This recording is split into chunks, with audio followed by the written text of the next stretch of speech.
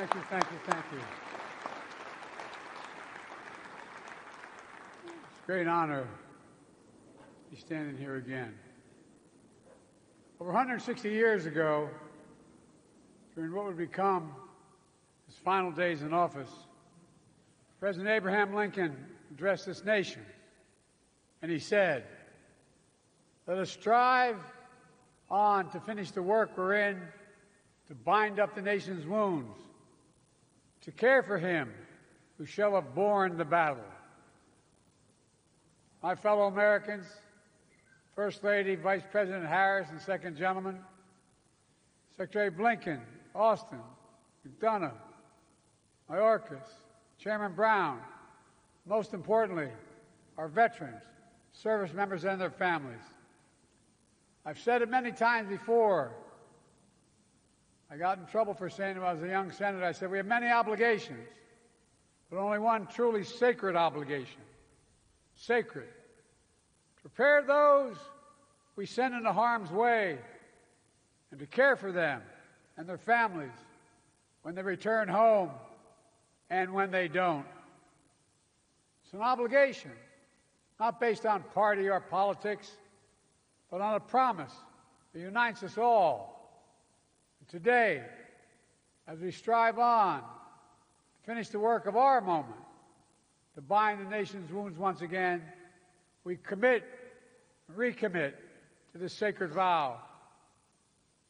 This is the last time I will stand here at Arlington as Commander-in-Chief. It's been the greatest honor of my life to lead you, to serve you, to care for you, to defend you, just as you defended us, generation after generation after generation. You are the greatest fighting force, and this is not hyperbole, the finest fighting force in the history of the world. I'll never forget standing at Valley Forge, our nation's first soldiers laid down their lives to deliver a nation where everyone is entitled to inalienable rights, life, liberty, pursuit of happiness. And I'll never forget walking the hills of Gettysburg, where thousands more shed their blood to make those words real. I'll never forget in Belleau Woods, visiting there to pay tribute to the heroes who stepped on that beach, or standing in the cliffs of Normandy 80 years after D-Day to honor the service members and veterans who literally saved the world with absolute heroism. Just standing there, you wonder how in God's name did they have the courage to do what they did. I'll never forget visiting bases in Korea, where America's sons and daughters answers a call to defend the people they had never met. For paying my respects in Hanoi, where so many of our troops defended democracy, including my friend and once worked for me, Senator John McCain. I'll never forget my trips to Afghanistan and Iraq, where tour after tour, young men and women served and sacrificed to keep our nation safe. 4 presidents faced a decision after we had gotten bin Laden whether to end our longest war in history in Afghanistan. I was determined not to leave it to the 5th. Every day I still carry a card with me, my schedule every single day for the last 10 years. On the back of my schedule it says, U.S. daily troops in Afghanistan. U.S. troops died in Afghanistan as of today, 2,465. Troops wounded in Afghanistan, 20,769. U.S. troops, Iraq, died in Iraq, 4,620.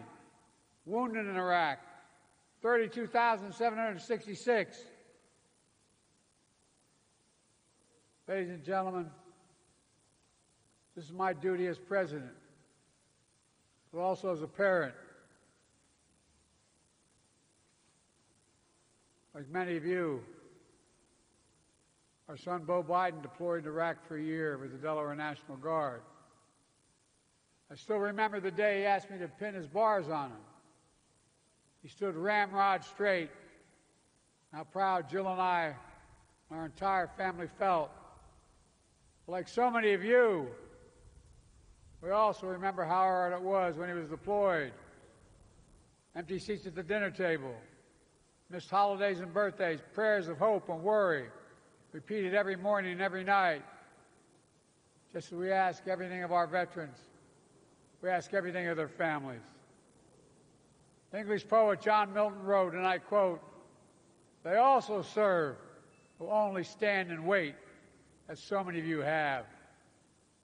So for all the military families, to all those with a loved one still missing or unaccounted for, to all Americans grieving the loss of a loved one who wore the uniform, Jill and I want you to know we see you, we thank you, and we'll never stop working to meet our sacred obligation to you and your families.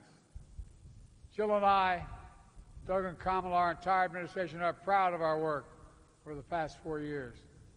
Together we passed more than 30 bipartisan laws to support our veterans and their families, caregivers, and survivors. We brought veterans' homelessness down to a record low. We delivered more benefits to more veterans than ever before in VA history.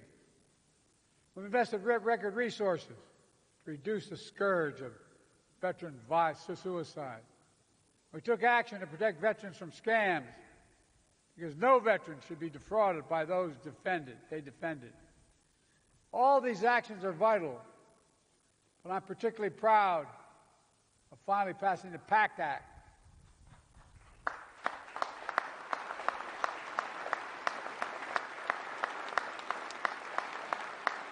This is the most significant law in our history, our nation's history, to help millions of veterans who are exposed to toxins like Agent Orange and burn pits during their military service. Pits the size of football fields that incinerated the wastes of war, tires, chemicals, batteries, jet fuel, and so much more. Pits that left too many veterans with headaches, numbness, dizziness, asthma, and cancer. The PACT Act has already helped over 1 million veterans and their families get the benefits they deserve. They deserve those benefits.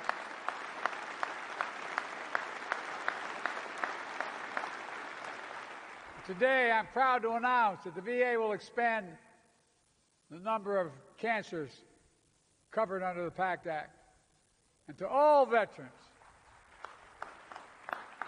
who served at K2 Air Base in Uzbekistan, constantly surrounded by toxins, we want to honor you. We want to have your back, just like we did in Agent Orange, just like we're going to rule to make sure you don't have to prove your illness as a consequence of your service, which is often too hard to do.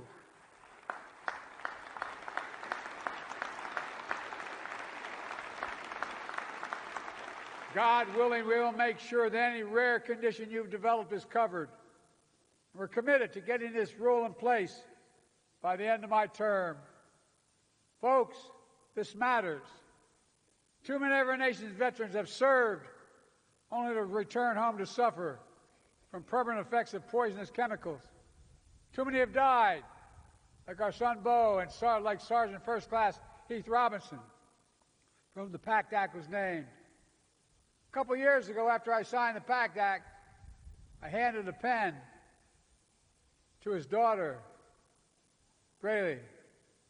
She and her mom are with us today. I don't know where you are, but God love you. There they are. Stand up, ladies.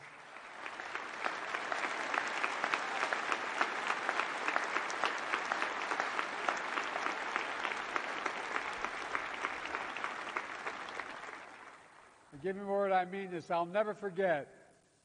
After I handed the signing pen, that beautiful young lady who lost her whole world, she held the pen in her hand, and she looked at me and she said, "Thank you. Thank you for my daddy. God love you, honey. God love you."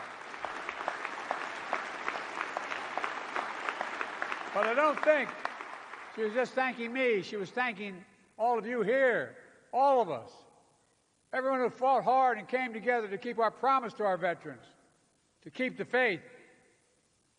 My fellow Americans, we stand here today. We think about all that our veterans have given to our nation, serving and sacrificing in uniform, just as they serve and sacrifice here at home, as educators, firefighters, law enforcement officers, construction workers, entrepreneurs, business leaders, doctors, nurses, elected leaders, and so much more. And just as they routinely put aside differences to work together, this is the moment. This is the moment to come together as a nation, to keep faith in each other. The world is dependent on each of you and all of us, all of you, to keep honoring the women and the men and the families who have borne the battle, to keep protecting everything they fought for, to keep striving to heal our nation's wounds, to keep perfecting our union. We're the only nation in the world built on an idea. Every other nation is based on things like geography, ethnicity, religion. But we're the only nation, the only in the world, built on an idea. And that idea is we're all created equal, deserve to be created equal throughout our lives. We haven't lived up to it every time, but we've never walked away from it. Even when it's hard, especially when it's hard. And today, standing together to honor those Americans who have dared all, risked all, and given all to our nation, we must say clearly, we never will give up. God bless our veterans and their families. And may God protect our troops today and always. God love you. Thank you so much.